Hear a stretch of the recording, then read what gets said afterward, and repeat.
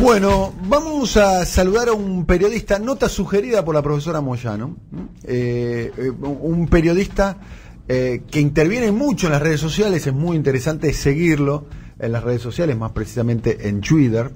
Es conocido como Periodistán en las redes sociales. Qué lindo, Nick. Se llama Fernando Duclos, es un periodista argentino que se encuentra hace un año recorriendo lo que se llama la ruta de la seda. Y hoy nos atiende Fernando Duclos, más conocido como Periodistán, nos atiende desde Irán, ni más ni menos que desde Irán. Muy loco. Fernando, muy buenos días. Daniel Tonietti, la profesora Mariana Moyano y el resto del equipo te saludamos. ¿Cómo estás? ¿Cómo estás, Daniel? ¿Todo bien? Se escucha perfecto. Escucho con retorno. Yo te escucho muy bien. Estamos saliendo por Skype, ¿no? Me imagino. Por Telegram estamos saliendo por Telegram. Aguante Putin. Ahí está, ahí ya te escucho perfecto, ya te escucho sin retorno, te escucho maravillosamente bien. Te tengo que corregir apenas un datito. Estuve en Irán los últimos 85 días, recorrí todo el país de norte a sur, de este a oeste, me lo conozco casi todo, es un país que amo, pero me fui hace aproximadamente 15 días, justo antes de que empiece todo el gran problema, y en realidad ahora te estoy hablando desde Omán, que es un país chiquitito en la península arábica, es decir, sí puedo hablar de Irán y conozco Irán, pero en realidad ahora estoy en Omán. Bueno. Enfrente. Muy bien. Bueno, vamos a ver, arranquemos entonces por donde estás, por Omán. ¿Qué tamaño tiene Omán? ¿Cuál es la actividad principal de Omán? Me imagino que debe ser el petróleo, ¿no? Bueno, Omán, como todos los países de esta zona, es el petróleo, obviamente, aunque también, bueno, pasa que en muchos países, en algún momento el petróleo se empieza a acabar. Por eso, por ejemplo, los Emiratos Árabes Unidos con Dubái o Arabia Saudita mismo se empiezan poco a poco a abrir al turismo. Dubái ya la mayoría de la gente, o la mayoría de los recursos tiene que ver con la gente que va a los superhoteles, a toda esa cosa del jet set exclusivo, digamos. Entonces, Omán todavía no, porque hay una ley, por ejemplo, es el sultán Qaboos, el que domina Omán, el gobernante, que prohíbe construir departamentos de más de 3 pisos. Es decir, dentro de lo que es la península arábica, con toda esa cosa de riqueza, de extravagancia, de Ferraris, de Porsche, de supermodelos, de toda esa cosa de la farándula, Omán es el único país que todavía se mantiene en lo que realmente es, podríamos decir, la Arabia real, junto con Yemen también, pero Yemen está en guerra, entonces bueno, es más complicado ir. Entonces, si es como decís, Omán vive del petróleo y tiene una particularidad rara, que el mundo musulmán está dividido en sunitas y chiitas. Bueno, Omán son ibadíes, es el único país del mundo en donde existe como otra escuela del Islam y que son los que tienen el poder, los ibadíes, que tienen algunas particularidades diferentes en la forma de rezar, en ciertas concepciones por cómo entienden la religión y en la forma de vivir, pero es más o menos lo mismo. Te voy a contar una cosita muy, muy, muy chiquita de Omán para que entiendas la calidad de vida. En los últimos 40 años no hubo ningún asesinato. No hubo ningún homicidio, ni siquiera el homicidio, podemos decir, el de riña callejera de 2 ciudadanos, 2 vecinos que tienen una discusión y se va de control. Nada, absolutamente nada. Para que te des una idea, yo estoy con un amigo que se llama Gassi recorriendo esta zona. El primer día fuimos a la playa porque la capital, Muscat, está sobre el Golfo de Omán, digamos, cerca del Golfo Pérsico, tiene una playa muy linda. Yo tenía mi celular, él el suyo, teníamos una especie de toalla para acostarnos ahí en la arena y la llave del auto. Dejó la llave del auto en la toalla, me dijo, dejá los teléfonos también acá, los dejamos a la vista completamente de todo el mundo en una playa que estaba bastante llena. Me dijo, vení que vamos a caminar. Nos fuimos a caminar unos 10, 15 kilómetros, volvimos 3 horas después, a las 8 de la noche, agarramos la llave, el celular, abrimos el auto y volvimos a nuestra casa. Digo, así se vive un poco acá. Me gusta también contar esto para desmitificar, ¿no?, esta cosa de la península arábica, no, Bin Laden, los terroristas, Al Qaeda, bueno, no es así, está muy lejos de serlo, por suerte. Estamos hablando con Fernando Duclos, también conocido en las redes sociales como Periodistán. En este momento está en Omán en este momento. ¿Qué es la ruta de la seda, digamos? ¿Qué une Europa con China? ¿Pasa por dónde? ¿Cuánto tiene que ver la ruta de la seda? ¿Es la vieja ruta de Marco Polo? ¿Es otra ruta? ¿Qué es? Exactamente, la ruta de la seda, la histórica ruta de la seda, digamos, es una ruta que por muchísimo tiempo, digamos desde el año cero y por miles de años, unió Occidente con Oriente. Se llama la Ruta de la Seda porque es la ruta que llevaba la seda que se hacía en China con los gusanos de la morera hacia Roma, digamos. Las togas, por ejemplo, que uno ve de los emperadores romanos estaban hechas de seda. Entonces, bueno, es la ruta que unía a eso, pero no es solamente una ruta. En algún punto las grandes innovaciones, los grandes inventos, también las grandes enfermedades, o sea, todo lo que pasó casi en la historia de la humanidad, el eje histórico sobre el que se vertebró la Tierra es de este a oeste. Recién en el último tiempo, digamos, en los últimos 300, 400 años, que en la historia de la humanidad es un abrir y cerrar de ojos, es nada, un poco el eje se corrió hacia el oeste, y te diría que otra vez está volviendo a la normalidad, entre comillas, al este. Pero digo, muchísimas cosas que nosotros entendemos como que inventamos nosotros en el oeste, es decir, por ejemplo, el fútbol, la pizza, la cerveza, la pólvora, el helado, fideos, ¿no? El helado es un invento chino, ¿no? Exacto. Muchísimas cosas vienen desde el oeste a través de esa Ruta de la Seda, que no es una ruta, sino que es una serie de caminos, digamos, ¿no? Saliendo desde Xi'an, desde China, bajando por Afganistán, por India, por Georgia, por la parte del Cáucaso ruso, por Irán, punto clave de la Ruta de la Seda, por toda la parte de Asia Central, Uzbekistán, Kirguistán, Turkmenistán, países que nosotros como argentinos tal vez vemos un poco lejos, hasta a veces nos resultan graciosos, no entendemos nada. Y lo cierto es que cuando uno se pone a pensar, Argentina, nuestro país, en tanto población, en tanto gente que vive mucho tiempo en un mismo lugar, sedentaria, tendrá unos 500, 600 años nomás. Estos países tienen historias de 10.000 años, digo, los asirios, los elamitas, los caldeos, los fenicios. Entonces, el corazón del mundo siempre pasó por esta zona. Marco Polo, Genghis Khan, los mongoles, Atila, digo, los europeos al cabo vienen desde los hindúes, o sea, en esa migración este-oeste. Entonces, bueno, un poco estoy haciendo esa ruta de la seda histórica para tratar de descubrir un poco de dónde venimos y demostrarle al mundo que al cabo nosotros desde nuestro rinconcito occidental del sur de Argentina también le debemos mucho a estos países. Estamos hablando con Fernando Duclos, están llegando muchos mensajes, tenés muchos seguidores, muchas seguidoras que están escuchando el programa, que inclusive hay algunas preguntas que te quieren trasladar y ahora te las vamos a hacer. Es más conocido como Periodistán en las redes sociales, están en este momento en Omán, está recorriendo la Ruta de la Seda. Quiero preguntarte en un país con el cual nosotros tenemos un vínculo, hay que decir, con los cuales nosotros tenemos un conflicto, y en un país que está en el centro de la escena hoy, que fue la sede de un imperio, que es el Imperio Persa, una cultura que es una cultura, vaya si es una cultura muy importante, como vos bien destacabas, ¿no? Argentina es un país que tiene 200 años, y la cultura persa, ¿cuántos años tiene?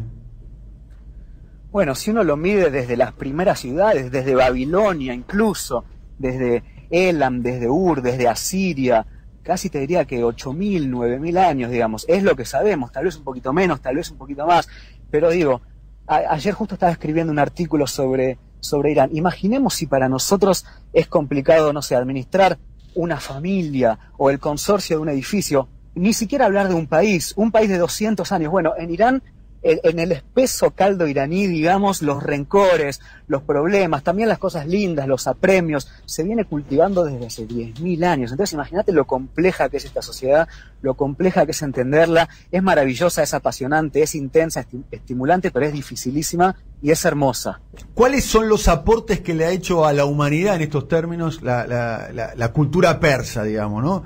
Porque, a ver, desde acá, desde Occidente, uno mira esos países y mucho tiene que ver la propaganda occidental y fundamentalmente norteamericana, ve esos países como barbarizados, no, los ve barbarizados, ve hasta de sus vestimentas y demás, y los países que son aceptados son los países que se occidentalizan, por caso Dubái, digamos, ¿no?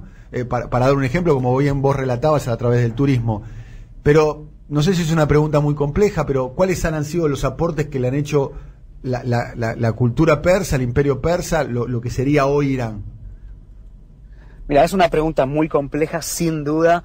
Sí, primero porque los aportes son muchísimos. Segundo porque tampoco uno nunca sabe de dónde vienen, o sea, si vienen de China, de India, de Pakistán, porque al cabo todo pasaba por Irán. Entonces claro, uno no sabe qué empezó ahí, qué se modificó ahí de la forma que conocemos, qué empezó en otros lados, pero te voy a dar 3 ejemplos muy cortitos de cosas que estamos muy habituados en nuestra cotidianidad. La primera, que justo estaba leyendo hoy sobre el tema, son las fábulas infantiles.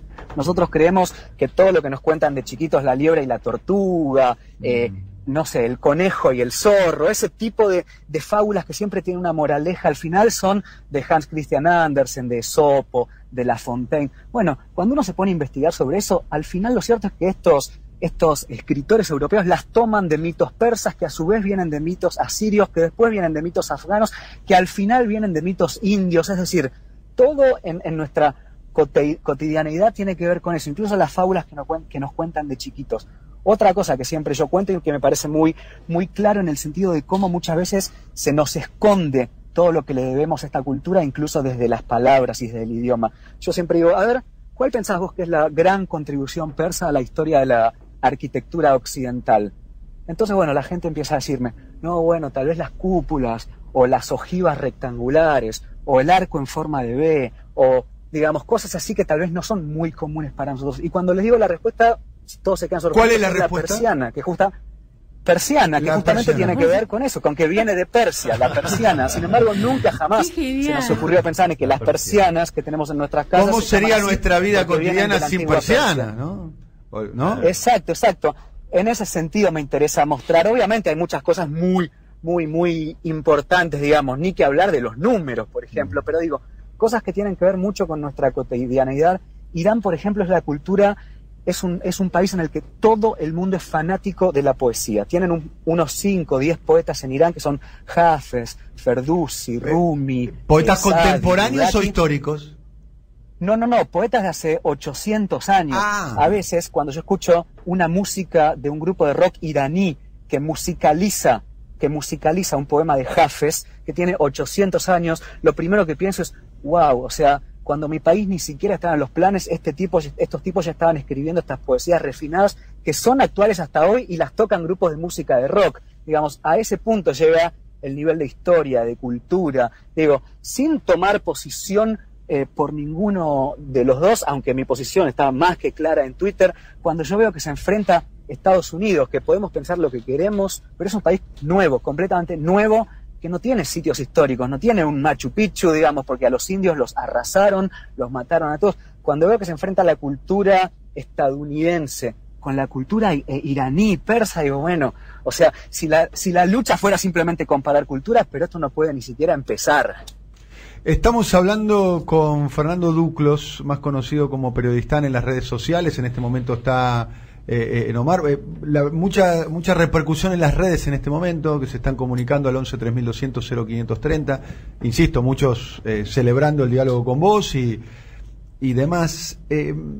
Quiero preguntarte, la vida cotidiana en Irán, digamos, ¿cómo es, digamos, alquilar una casa, comerciar, estudiar, el lugar de los jóvenes, el lugar de las mujeres? ¿Cómo es? Bueno, eso de nuevo, una pregunta amplísima sobre la cual podemos escribir, digamos, varios libros o hablar horas y horas y horas. Pero a ver, básicamente es lo mismo que Argentina en el 90%. Bien, siempre teniendo en cuenta que no es lo mismo la vida en Buenos Aires que en Jujuy, que en el impenetrable chaqueño, digamos. Si yo voy a un barrio acomodado en Teherán, no es lo mismo que si voy a un pueblito en los Montes Sagros o si voy cerca de la frontera con Irak. O sea, en ese sentido, obviamente cambia y hay muchas diferencias. Digo, Irán es un país de 80 millones en los que no solo viven persas, azeríes, kurdos, árabes, loris, baluchis, bueno, un montón de culturas. Obviamente es un lugar de cruce, un puente histórico entre culturas, entonces hay mucha gente diferente que vive. Pero supongamos que yo soy una persona de clase media alta, que vivo en Teherán, mi vida es absolutamente la misma que en Argentina. Y te voy a decir más, ¿sabes cuántos subtes tiene Irán? Tiene 10 metros en 10 ciudades diferentes. Teherán, Shiraz, Isfahan, Ahvaz, Mashhad. En Teherán son 8 líneas diferentes de subte, digamos. Eso lo cuento un poquito porque la gente a veces piensa, wow, fuiste Teherán, fuiste al medio del desierto donde no hay nada, donde solamente se tiran bombas. Digo, no solo es un país con cultura. ¿Y la vida cotidiana es tranquila? ¿Es segura la vida cotidiana? ¿Es tranquila, segura? ¿Podés deambular por cualquier lugar? ¿Podés salir de noche? La vida cotidiana es completamente segura. Salís de noche con muchísima, pero muchísima más seguridad que en América Latina. Te voy a contar una anécdota que es tragicómica, que no tiene que ver con Irán, pero tiene que ver con algo todavía más peor, digamos, entre comillas. Estuve en Afganistán, estuve en Kabul, y hablaba con gente afgana, ¿no? Y yo viví los últimos 3 años antes de empezar este viaje en Río de Janeiro. Y me ha pasado 2 veces en Río de Janeiro de estar en una terraza, comiendo un asado, charlando con amigos, y de repente empieza un tiroteo cerca y te tenés que tirar al suelo, como en las películas, cuerpo a tierra, con las manos sobre la cabeza, porque si no te matan. Bueno, yo contaba esta anécdota sobre Río de Janeiro en Kabul, o sea, ni siquiera te estoy hablando de Teherán o de no sé, de Estambul, no, en Kabul, y la gente no lo podía creer, decía, ¿en serio? ¡Wow! Yo no podría vivir ahí, qué peligroso, no lo puedo creer. A ver, yo no sabía qué hacer cuando me pasa esta situación, digo, es para llorar, estoy contando en Kabul cómo es Brasil, y me están diciendo que no lo pueden creer. O sea, bueno, en Irán, digamos, te conté esa anécdota para graficar un poquito. En Irán podés salir a la 1, 2 de la mañana sin ningún problema. Obviamente, a ver, digamos, Teherán es una ciudad creo que tiene 15 millones de habitantes. Si vas por los suburbios, es más peligroso que si vas por el centro, digamos, como una ciudad completamente normal, pero en líneas generales mucho más seguro que lo que estamos acostumbrados en nuestros países. Mariano, y lo otro que te quería decir es... Sí. No, bueno, que yo siempre soy consciente de que la vida la vivo como hombre, digamos. Obviamente uno puede empatizar todo lo que pueda, pero yo tampoco me puedo convertir en mujer. Obviamente por el tema de la religión, del Islam, hay algunas limitaciones, particularmente en la forma de vestirse. Por ejemplo, las mujeres tienen que salir con hijab a la calle, que de todas formas en Teherán ya casi que apenas lo usan, digamos, se ve la mayoría del pelo, pero aún así tienen que salir, digamos, está prohibido salir sin hijab. Pero bueno, son esas cosas que, a ver, no son pequeñas, sin duda que no son pequeñas y son importantes, pero al cabo no cambia la vida en el sentido de la gente se levanta, va a trabajar, después va a clases de inglés, al gimnasio, a practicar algún deporte, ve la novela a la noche y se va a dormir, digamos, no es una vida completamente diferente a la nuestra. Bien. ¿Es caro Irán? ¿Cuánto cuesta almorzar, por ejemplo? ¿Cuánto cuesta cenar? Es excesivamente barato, A ver, tirame un menú, un menú mediodía, un ejecutivo en Irán. ¿Cuánto está? Por ejemplo, a ver, depende de cuánta hambre tenés, pero supongamos que vas y te pedís un buen, o sea, una cosa de 20, 25 centímetros, un sándwich de carne con un platito de ensalada y arroz, siempre te viene con algunos morroncitos, con cebollita y con agua y después un té para terminar. Como máximo, te sale entre $2 y $3. No sé cómo está en Argentina porque cambia cada día, pero supongamos 100 pesos, 120 pesos. No, acá está 80 el turista, el dólar turista 80 sería 240 pesos, lo cual es y sí, para un almuerzo es económico, es económico. Fernando, yo te quería preguntar me piden algunos que te pregunte por el tema de las mujeres, pero la verdad es que por el tema del tiempo lo evito explícitamente porque es de lo que siempre se habla. Entonces prefiero preguntarte por algo de lo que no se habla en general. Quería saber, porque ahora con el tema del conflicto que se desató ahora este último, la situación que algunos analistas de geopolítica internacional plantean es, por un lado, con la retirada de las tropas en Irak, parece algo positivo, tanto para Irak como para Irán, pero para Irán se abre una situación y es que, retirada las tropas de Irak, aparece en primer plano nuevamente el enfrentamiento entre Irak e Irán. Mi pregunta es si en la cotidianeidad del pueblo iraní el enfrentamiento con Irak es algo que todavía persiste así, que es algo que esté muy presente, o en realidad tiene más que ver con conflictos de otra escala, digamos. ¿Cómo estás, Mariana? ¿Todo bien? Bueno, ¿cómo va? Déjame primero hacer un paréntesis muy chiquito sobre el tema de las mujeres, que pareciera que es el tema más importante, y sin duda lo es. Digamos, yo tampoco me siento tan capacitado para hablar, en el sentido de que primero que todavía estoy viviendo la experiencia. Para ciertas cosas, para pensar ciertas cosas es necesario a veces que la experiencia madure, fermente, que uno la vea un poquito más lejos. Yo hay días que pienso de una forma, otros que pienso de otra, pero lo que me interesa particularmente es cómo incluso la opinión pública y todo lo que nos vienen contando desde hace muchísimos años, y todo el tiempo nos cuentan las mismas cosas sobre los mismos países, al final termina decidiendo incluso las preguntas que queremos hacer y las curiosidades que tenemos. Yo digo que estoy en Irán y lo primero que se le ocurre a muchísima gente es preguntarme sobre las mujeres. Y está perfecto que así sea. Sin embargo, si ustedes me estuvieran entrevistando a mí porque yo hubiera viajado 6 meses por Estados Unidos, nadie en internet estuviese preguntando, y preguntale cómo es Guantánamo, y preguntale sobre cómo es que los negros están segregados, y preguntale por los presos políticos, ¿no? Más allá de que existen también, obviamente. Entonces, sin desmerecer ninguna pregunta ni ningún tema, me gusta encarar los temas complejos, me gusta pensarlo realmente profundo. Me interesa también mostrar cómo incluso lo que todo el tiempo nos dicen al final termina influyendo en las preguntas que hacemos y en cómo pensamos los países, Ahora, lo que me preguntabas de Irak-Irán. Irak-Irán tuvieron una guerra entre 1980 y 1988, una guerra terrible, fraternal, que ninguno ganó, que nunca se entendió muy bien por qué se liberó. En Irán acababa de empezar la revolución islámica, una generación de iraníes e iraquíes que son hermanos, además, se perdieron. En ese sentido, obviamente, eso no se olvida tan fácil, pero lo cierto es que Irak e Irán son países completamente hermanos, y te voy a dar un ejemplo de esta hermandad. Hay una fiesta muy importante para el chiismo, que es la religión predominante en Irán, es decir, el Islam chiita, que es peregrinar desde las ciudades de Irán hasta Kerbala, que es una ciudad iraquí, que es donde está el sepulcro, del Imam Hossein, que es una figura importantísima para el Islam chiita. Cada vez que se hace esta peregrinación, que se llama Arbain, unos 5 millones aproximadamente o más de iraníes cruzan sin pasaporte, sin nada, de Irán a Irak, donde los reciben con completa hospitalidad y calidez y participan de la ceremonia. Me gusta también contar esto porque cuando uno piensa Irak, Irán, lo primero que piensa es en la guerra, y lo cierto es que cada año unos 5 o 6 millones de personas cruzan, están ahí, van a la mezquita, hacen sus oraciones, comparten 1 o 2 días, comen todos juntos, vuelven. Entonces, obviamente que son países que les tocó estar en un lugar complejísimo del mundo, y en ese sentido la relación es cambiante, es dinámica, oscila, pero a ver, en líneas generales son países hermanos, son musulmanes los dos, con una amplia población de chiitas los dos.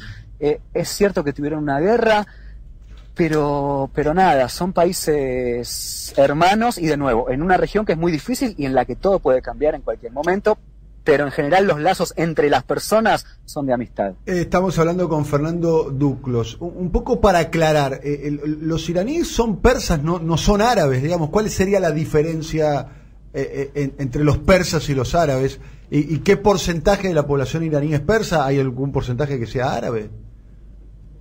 Bueno, los árabes básicamente tienen que ver con la ubicación geográfica, la península arábica, es decir, Arabia Saudita, Bahrein, Qatar, Yemen, Omán, y también con la parte del cuerno africano, del Magreb, Marruecos, Egipto, Libia, Argelia. Esos son los árabes, Después mucha gente suele confundir el árabe, que es un concepto geográfico, cultural, podríamos llamarlo también. Étnico también, de alguna manera. Concepto... ¿Étnico también? ¿Cómo? Étnico, ¿no es un concepto étnico?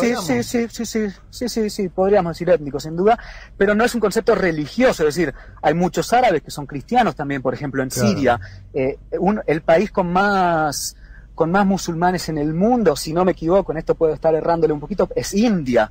Es decir, un país que no es de mayoría musulmana, son hindúes, pero debe tener unos 200, 300 millones de musulmanes. Pakistán tampoco son árabes, son hindúes, y sin embargo son todos musulmanes. Indonesia es un país musulmán y está en Asia, Y en ese sentido, los persas son persas, es la cultura persa, se ubica en Irán, pero son islámicos, porque en un momento de la historia, en el siglo... espero no estar diciendo una burrada, pero en el siglo VIII fue conquistado por el Islam, por el ejército árabe, podríamos decirlo. Irán, que nunca había sido podido conquistar ni por el Imperio griego ni por el Imperio romano, que habían intentado 1000 veces, al final cayó frente a los árabes, que instauraron el Islam, pero de ninguna forma pudieron destruir la cultura persa, que era milenaria. Entonces, Irán es un país persa de religión islámica. Estamos hablando con Fernando Duclos, últimas preguntas. Cuando decís me llamo Fernando de Argentina. ¿En qué idioma hablas? ¿En inglés? ¿O aprendiste persa? ¿Aprendiste a hablar en árabe? Bueno, este es un viaje que ya lleva casi un año, 11 meses, y a lo largo del viaje fui aprendiendo a hablar diferentes idiomas. Obviamente mi capacidad intelectual no es tan grande, además estoy cansado. Cuando digo aprender idiomas me aprendo 20 o 30 palabritas claves importantes, entonces más o menos puedo decir cosas en ruso, en persa, ahora un poquito en árabe, en turco, en georgiano. En ese sentido, aunque uno no sepa hablar, cuando el local ve que vos intentás acercarte en su lengua, se produce otro tipo de contacto, la gente se pone contenta, aunque después el diálogo no pueda llegar, y cuando llegar a nada. decís que sos de Argentina, ¿cuál es la reacción que tienen? Messi y Maradona el 99% de las veces, muchas veces no saben ni dónde queda, te diría que la mayoría de las veces no saben ni dónde queda. ¿Y qué te pero dicen sí de y Messi? Maradona. ¿Qué te dicen de Messi? No, la mayoría de la gente lo ama, o si no siempre está la peleita de, no, bueno, a mí me gusta más Cristiano, bueno, está bien, ok, pero digamos, Messi es un personaje que en general no tiene mucha contraindicación. Con Maradona es otra cosa. Hay mucha gente que te dice, no, bueno, pero afuera de la cancha, no, pero hizo tal cosa, y otros dicen, no, bueno, Maradona era Dios. Pero Messi en general es alguien más entre comillas, light en ese sentido. Fernando, buen día. Eduardo Fabregat te saluda. ¿Cómo andás? ¿Cómo andás, Eduardo? Yo sé que hay una cultura muy arraigada y unas músicas que están muy arraigadas y muy presentes en la gente, en los que viven en esos países, pero ¿logra meterse algo del mainstream occidental angloparlante de los grandes centros de difusión de músicas de este lado del mundo o prima la cultura local en cuanto a eso, específicamente las músicas? Bueno, en realidad eso depende de cada país. Irán, en ese sentido, por ejemplo, es un país muy cerrado, porque al cabo, en el fondo de todo el conflicto, lo que se está jugando es que hay un país que se llama Irán, que te guste o no, estemos de acuerdo con algunas cosas y con otras no, quieren mantener de alguna forma su cultura y su forma de vivir. Y hay otros países que quieren, digamos, irrumpir con su forma de vivir en este territorio. Digo, ese es un poco el conflicto, si vamos bien al fondo de las cosas. Entonces, en Irán, en principio no, lo que más se escucha es música local, aunque obviamente siempre llega Despacito, el reggaetón, un poco del mainstream latinoamericano. Y después en otros países, bueno, no, completamente, digamos, está invadido, no solo por eso, sino también por Netflix. Yo a veces digo que soy argentino, ¡wow! La Casa de Papel, ¡wow! Narcos, digo, en ese sentido no, Turquía, Rusia, bueno, el Cáucaso ruso fui en realidad, incluso en Afganistán también. Todos esos países tienen también mucho de gente con plata que se va a estudiar a Europa, vuelve, y entonces obviamente vuelve con nuevas ideas, con nuevos consumos culturales, con nuevas visiones, con nuevos aprendizajes, que al cabo el mundo siempre está cambiando, todo el tiempo, ahora también, y que eso lo vamos a ver en 40, 50 años, qué va a pasar, cómo es que esas nuevas generaciones influyen. Pero sí, el tema de la música me parece que está buenísimo porque es un tema súper clave y claro para entender de qué forma va cambiando el mundo. El conflicto Irán-AMIA está presente en los medios. Acá está tremendo, ¿no? En la Argentina. Bueno, obviamente acá fue el lugar donde se produjo el atentado y se sospecha la posible participación de una organización vinculada al Estado Islámico. ¿Está presente o no? Particularmente a mí solo una persona me preguntó en 3 meses en Irán, y mirá que hablé con todo el mundo.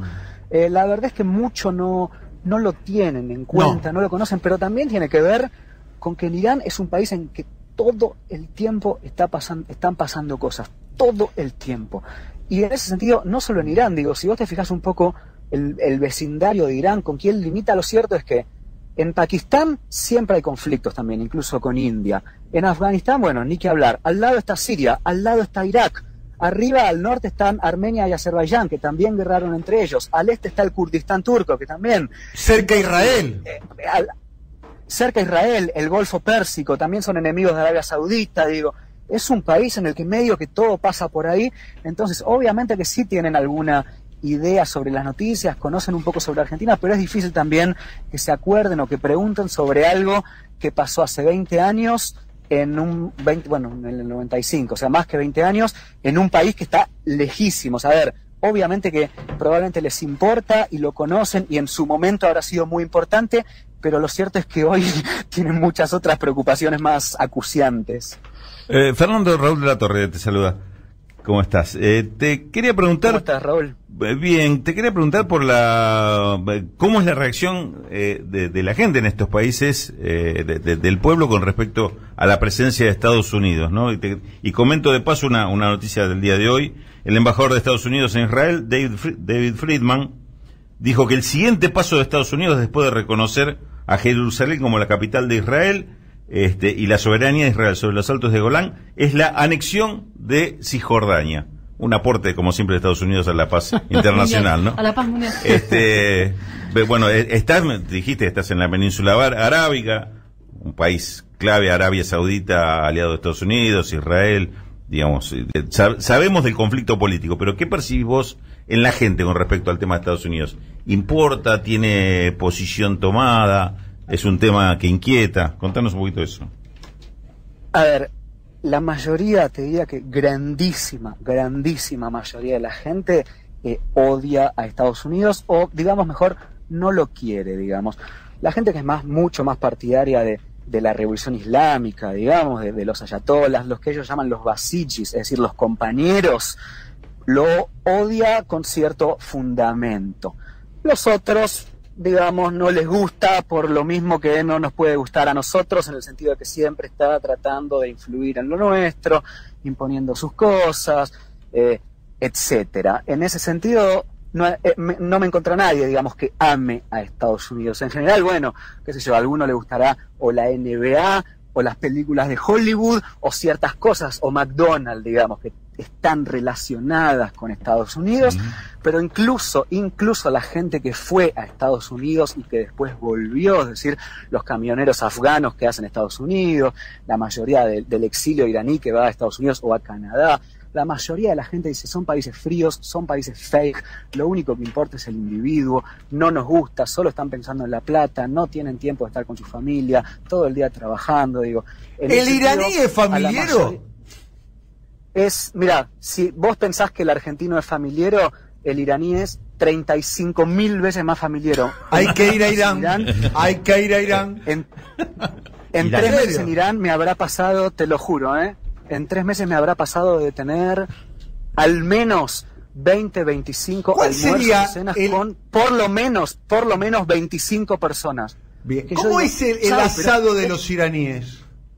¿Cuál sería la mayoría de las veces es kebab, o sea, brochette, como un brochette con pollo o carne de cordero. Obviamente el cerdo está prohibidísimo en el Islam, y la vaca es cara, entonces es cordero o chivo o pollo en brochette y con ensalada. Pero lo que te quería decir es, muchas veces estuve comiendo con 20, 25 personas y yo pensaba, wow, o sea, esto en mi familia no pasa, pero ni siquiera en Navidad, 20 personas en la casa, y de repente en Irán vos estás sentado y de repente te caen, wow, 30 personas tomando el té, ¿cómo pasó esto? Pero sin alcohol, ¿no? ¿Sin alcohol?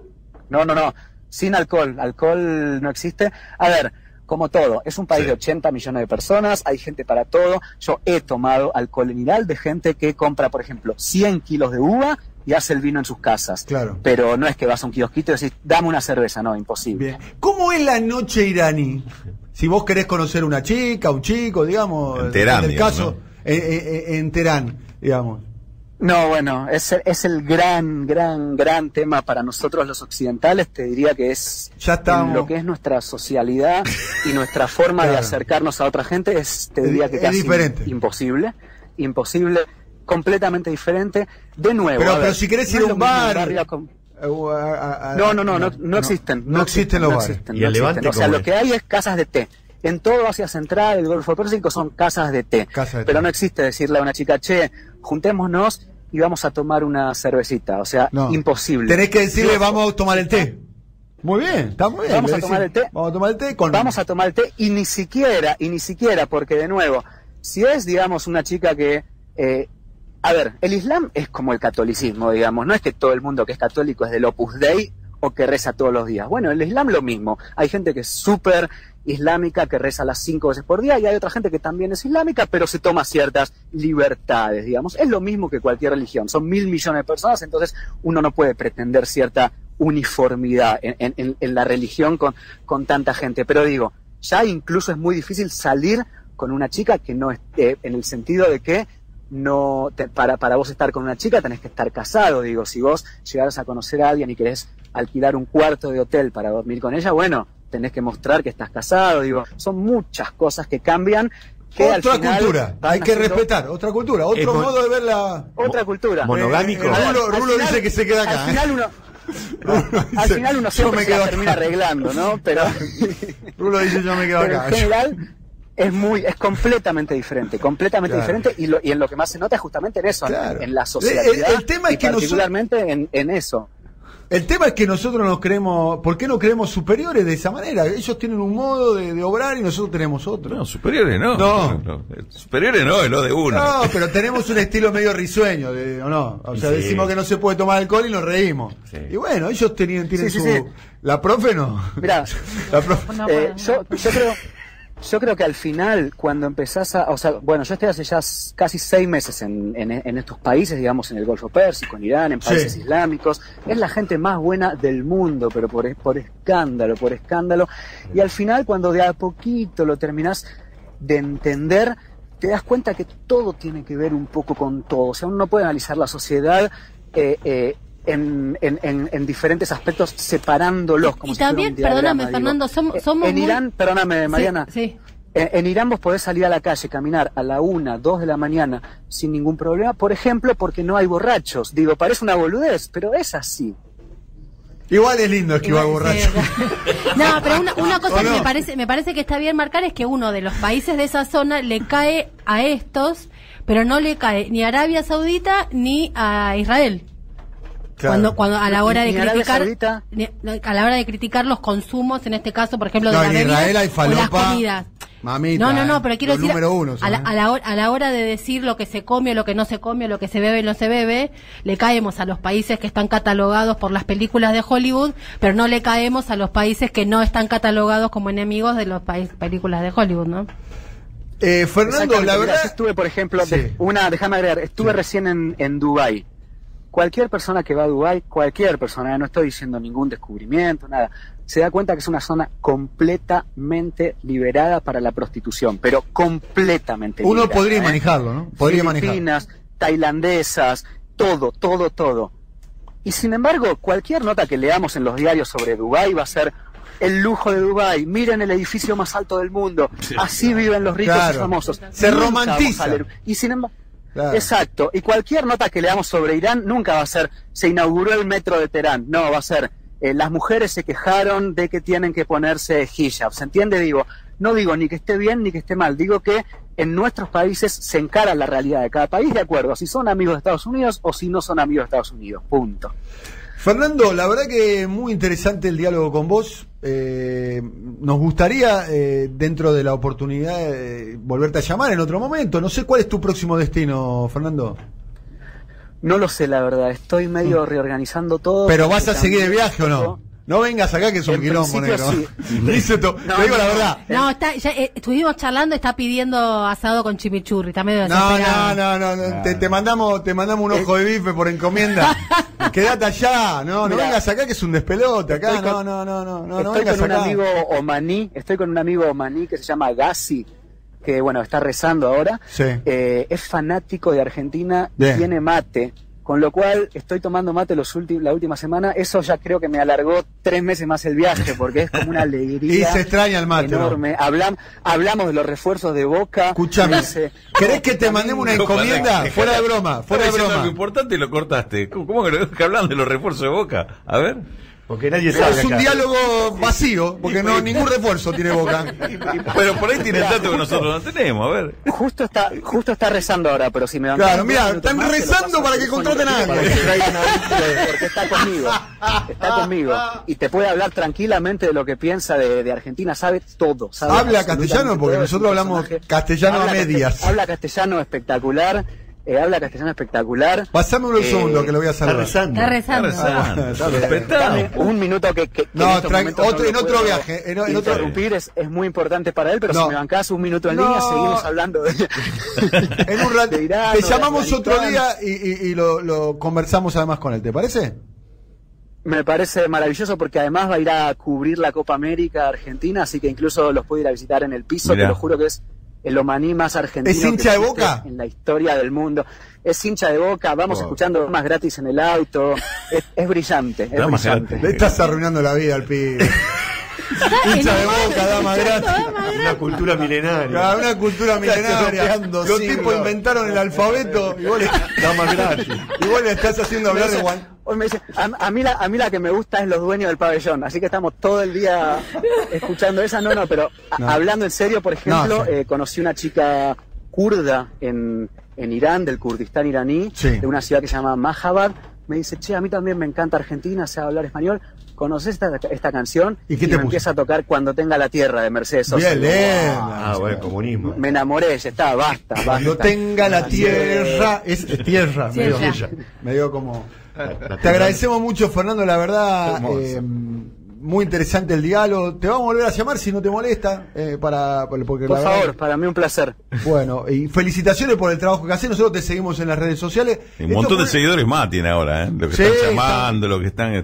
Te lo digo honestamente.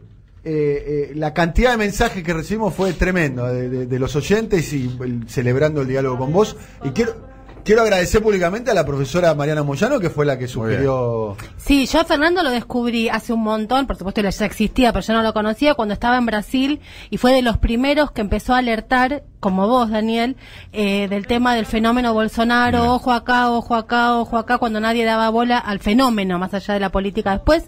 Y él y Nicolás Cabrera, dos personas que estaban... Y bueno, después empezó este viaje y dije, ese viaje va a ser maravilloso. Bueno, y a las pruebas me remito, lo que está haciendo. Si vivió varios años en Río de Janeiro, es desde ahí donde emergió el fenómeno Bolsonaro, del propio Río de Janeiro, ¿no?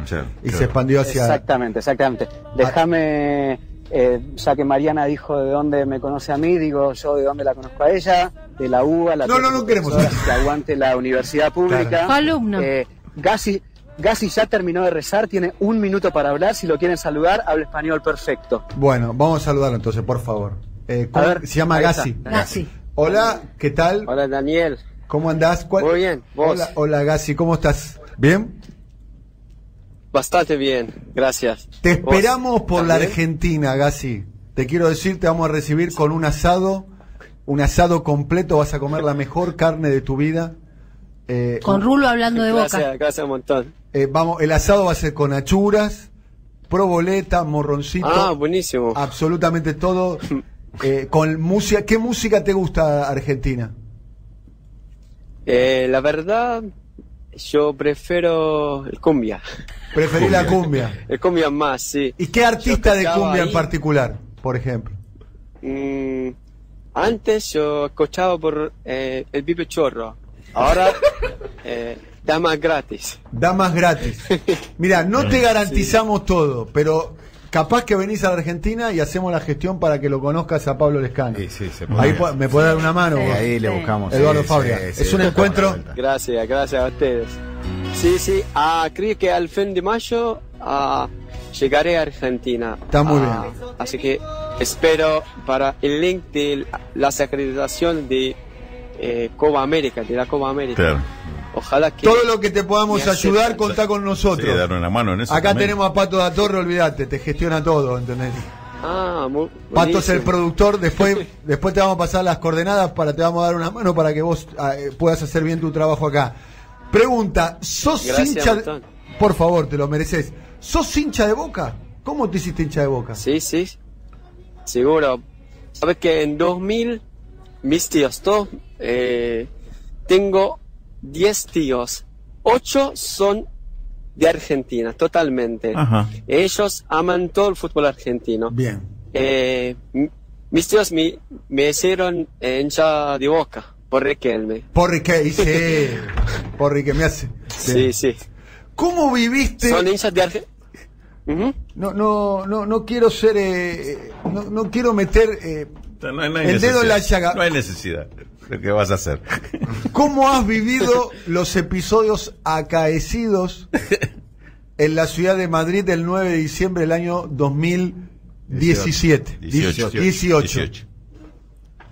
La verdad te digo, yo fui a la Bombonera para cubrir. Me recibieron bien los de Boca. También también fui al Monumental, pero Más que yo. no tenía suerte para ir a Madrid, la verdad, pero lo siento, perdimos el partido, perdimos la final. Pero ojalá con el regreso de Riquelme, el regreso de todas las estrellas de Boca, vamos a ser campeones y se van a ir a Qatar. Muy bien. Y si La verdad tenés, si tenés ¿Qué? que elegir un jugador de Boca Los actuales. de los actuales, ¿cuáles te gusta? Y si tenés que recomendarle a Riquelme un refuerzo, ¿cuál le recomendarías? Para mí, creo que se fue Centurión, por ejemplo. Ya se fue presentando. Pero- Centurión o Centurión es- Caleri. ¿Quién? Caleri. Para mí Caleri es buenísimo. Agustín Sí. Caleri, bien. Sí, lo de Rabona. El Rabona. gol de Rabona, claro. El de... ¿Cuál es el Temper. jugador? Sí. ¿Y vos sos ¿en qué país naciste? ¿De qué nacionalidad tenés? Omanese. Omán. Soy ¿Y- omanese. ¿Hay fútbol en Omán?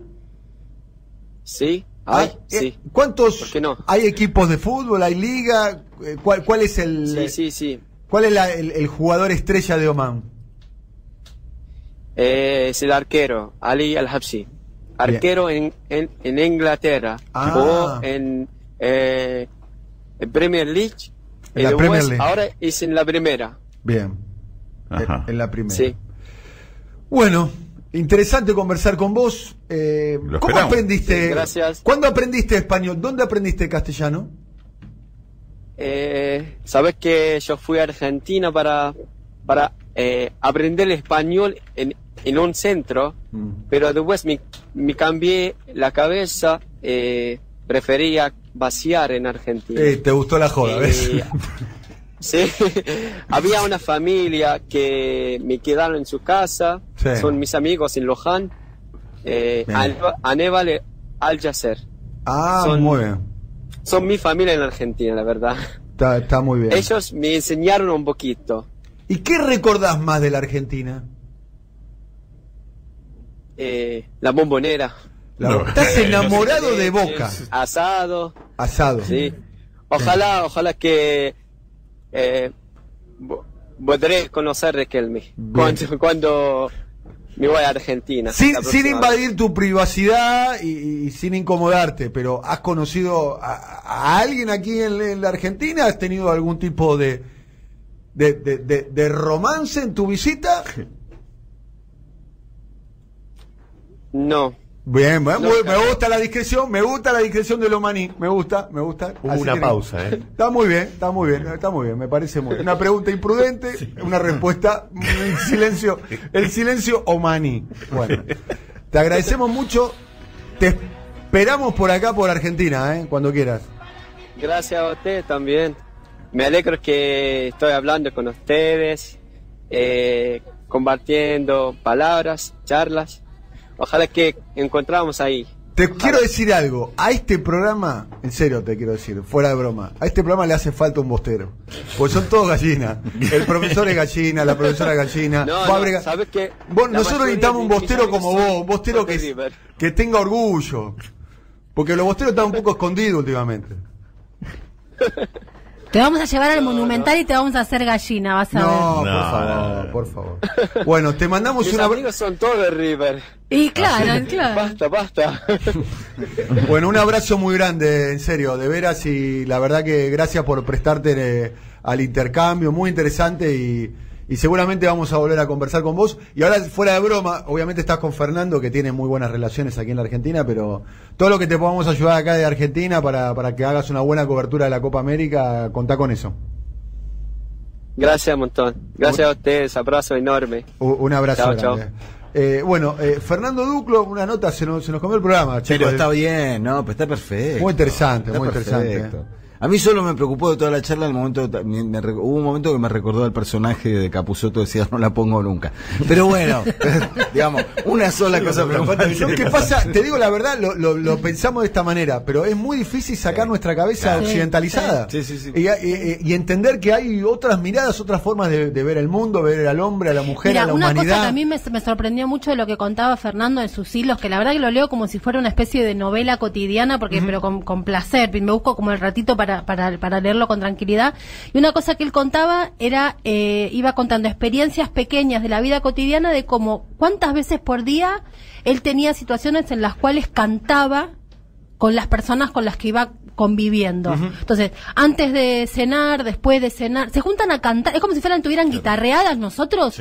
Todo el tiempo hay una cosa musical dándoles vuelta en su vida, poesía, la música. Entonces, obviamente que es muy raro para uno, pero si uno puede como emprender ese viaje cultural, es una cosa fascinante. Para el que quiera investigar, no es específicamente de Omán, sino de Orán, del continente africano, pero la música raí tiene una presencia muy fuerte en toda la zona, y es una música que logró moverse hacia el mundo occidental. Es fácil de acceder en Spotify, encontrás cosas de música raí y que te tira un poco el color de esa cultura de esas zonas.